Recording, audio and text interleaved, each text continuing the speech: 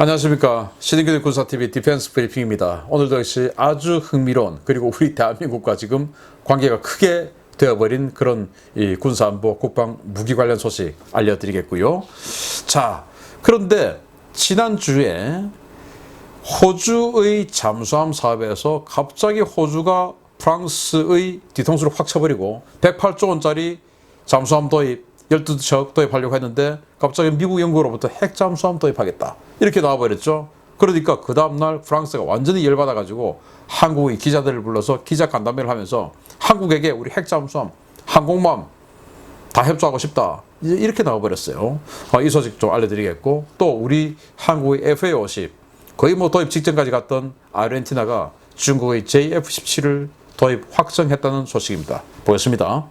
우리나라의 FA-50 도입 직전 단계에서 영국의 수출 승인 거부로 신형 전투기 도입 좌절을 겪었던 아르헨티나가 중국의 도움으로 JF-17을 도입한다는 소식입니다. JF-17의 영국제 수출 좌석을 드러내고 중국 제품을 탑재하는 대안을 아르헨티나가 수용했습니다.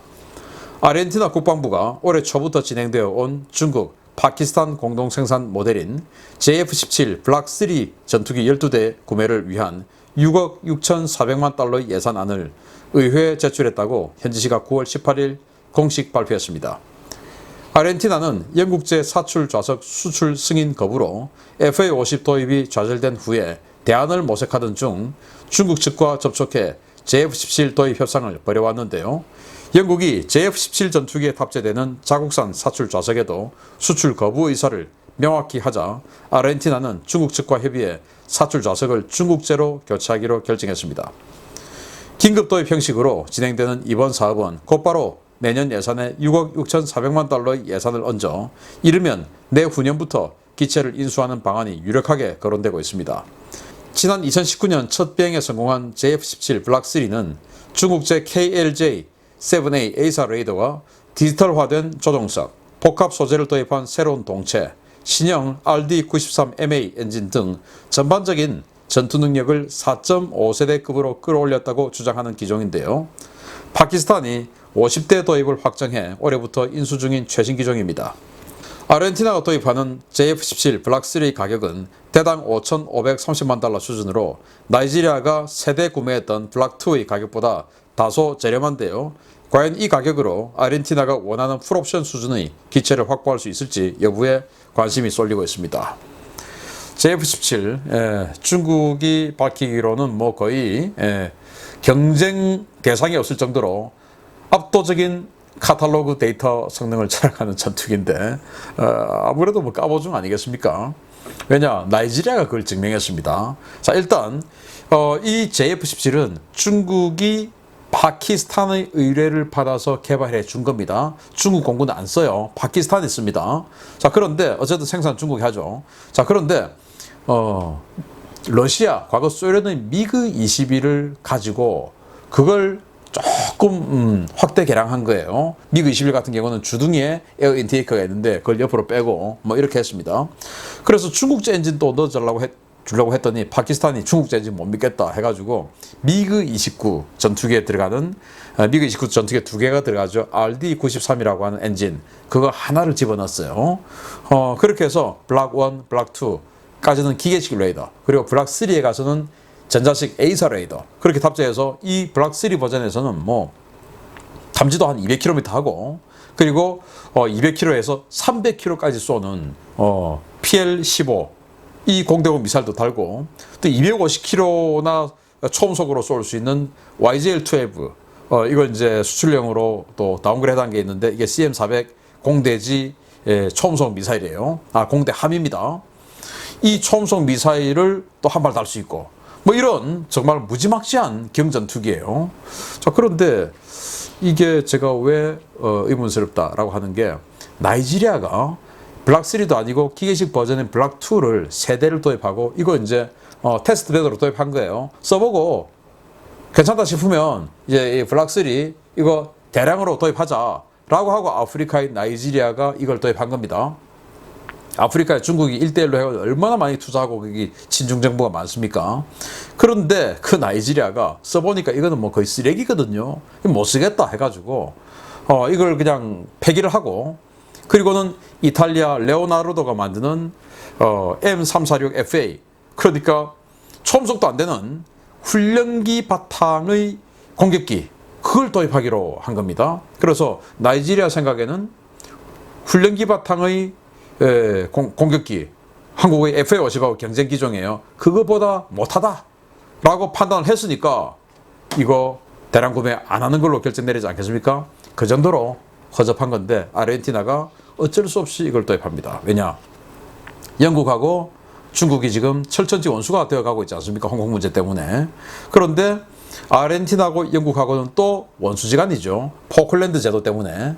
이 포클랜드 제도, 포클랜드 전쟁에서 승리한 영국이 그때부터 지금까지 계속 포클랜드의 비행장에 토네이도 전투기 4대를 계속 주둔시켜 놓았다가 이제 토네이도를 퇴역하고 유로파이터 전투기 4대를 계속 주둔시켰어요. 유로파이터가 또 얼마나 셉니까? 워낙 가동률 떨어지고 유지비가 비싸긴 하지만 그래도 어쨌든 유로파이터 전투기가 4대가 있으니까 아르헨티나는 이 유로파이터가 겁나죠. 그리고 이 인근에 오는 영국 군함도 겁나죠. 그러면 영국 군함 때리고 유로파이터가 이겨야 되겠죠. 그래서 유로파이터를 원거리에서 공격할 수 있는 공대공 미사일을 가진 JF-17, 그리고 영국 군함들 원거리에서 초음속으로 때릴 수 있는 CM400 초음속 공대 함미사일을 장착했다 하니까 좋은 거죠. 그래서 우리 FA50을 아르헨티나에 수출하려고 했을 때 아니 우리 적인 아르헨티나에 어디 지금 수출해? FA50 니들 사출 좌석 마틴 베이커 우리 영국제 지금 쓰잖아. 그거 안 줄 거야. 이렇게 해서 사출 좌석 때문에 우리 FA50이 결국 계약이 취소됐어요. 그런데 놀랍게도 JF-17, 이 파키스탄에 판매한 JF-17에도 여기도 영국제 마틴 베이커 사출 좌석이 있었던 겁니다. 그래서 영국이 여기도 안 팔아 됐는데 중국은 영국하고 지금 철천지 원수로 돼가고 있으니까 그럼 우리 중국 거 해 라고 해가지고 아르헨티나가 급하니까 포클랜드 제도에 유로파이터 4대가 겁나니까 그거 하자 해서 이렇게 진행되게 됐는데 아르헨티나가 과연 독배를 마신 것인지 한번 지켜보도록 하겠습니다. 제 생각에는 어쩔 수 없이 영국하고 지금 반대 입장에 서 있으니까 어쩔 수 없이 알면서도 마실 수밖에 없는 독배가 아니냐라고 생각됩니다. 두 번째입니다. 사상 최대 규모의 무기 거래 사업이었던 호주의 잠수함 도입 계약이 일방적으로 파기되자 격앙된 프랑스가 한국에 손을 내밀었습니다. 핵 잠수함과 항모에서 한국을 도울 수 있다며 미국을 배제한 군사기술 협력 방안을 제의했다는 소식입니다. 프랑스는 한국에 핵 잠수함과 항공모함 관련 기술을 협력할 수 있으며 이는 프랑스만이 할 수 있는 것이라고 필립 르포르 한국 주재 프랑스 대사가 9월 17일 기자 간담회를 갖고 밝혔습니다. 르포르 대사는 시릴 뒤퐁 국방무관과 함께 기자 간담회를 열고 호주의 계약 파기와 미국, 영국의 배신에 대해 성토하면서 잠수함 분야에서 호주가 아닌 한국과의 협력을 추진하고 싶다는 의향을 드러냈습니다.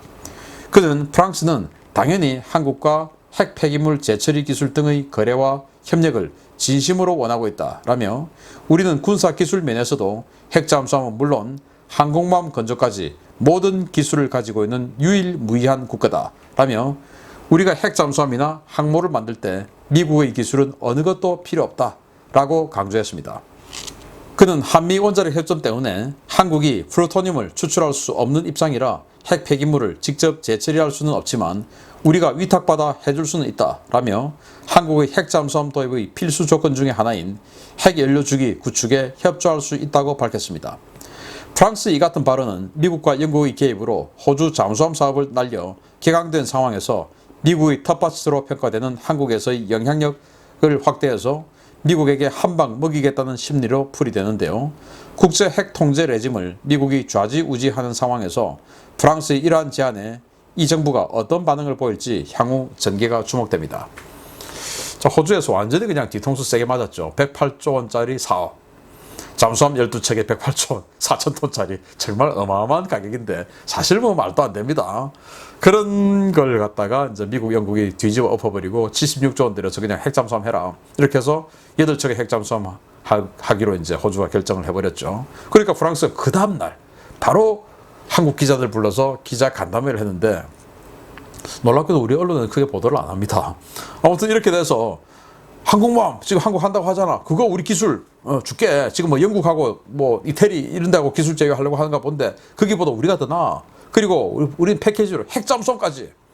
자, 한미 원자력 협정에 플루토늄 추출 그리고 사용 후 핵연료 재처리 이거 안 되잖아 니들. 그거 우리 해줄게 라는 겁니다. 자, 그렇게 해서 지금 사실은 이 방식으로 브라질에서 핵잠수함을 만들고 있어요. 브라질도 과거에 한국처럼 핵무기 만들다가 IAEA에게 걸린 그런 전력이 있는 나라입니다. 우리하고 똑같죠.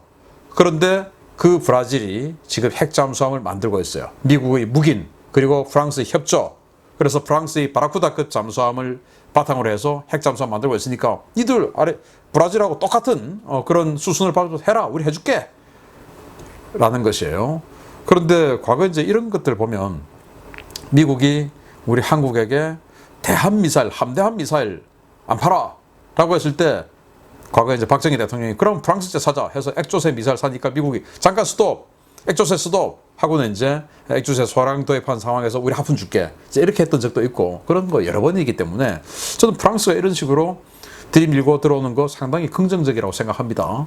그런데 프랑스하고 끝까지 갈 수는 없어요. 왜냐? 한미 원자력 협정은 이 플루토늄 추출과 사용 후 핵 연료 재처리 문제 이것만 있는 게 아니고 이 원자력 발전의 평화적 이용 이게 이제 걸려 있거든요. 그런데 핵 잠수함을 평화적 이용의 범주에 넣어줄 거냐 안 넣어줄 거냐 이제 이거의 해석 문제가 있기 때문에 한미 원자력 협정은 이 플루토늄 문제뿐만 아니고 외교적으로 풀어야 할 문제가 좀 있습니다. 제가 이제 이 한국형 핵잠수함 연구 용역을 직접 담당했던 그런 기관이기 때문에 그 제가 잘 알죠. 그래서 어쨌든 그럼에도 불구하고 프랑스가 이렇게 자기네들이 우리하고 하자, 우리 해줄게 라고 한다라고 하는 것은 또 이 핵 보유국으로서 IAEA에 상당한 지분이 있는 프랑스가 이 정도로 해준다고 하는 것은 미국을 조금 압박하는 그런 작용을 할 수 있습니다. 그래서 다음 정권에서라도 핵 잠수함이 우리가 되는 방향으로 좀 갔으면 좋겠다. 프랑스 덕분에 그런 생각을 해봅니다. 마치겠습니다. 감사합니다.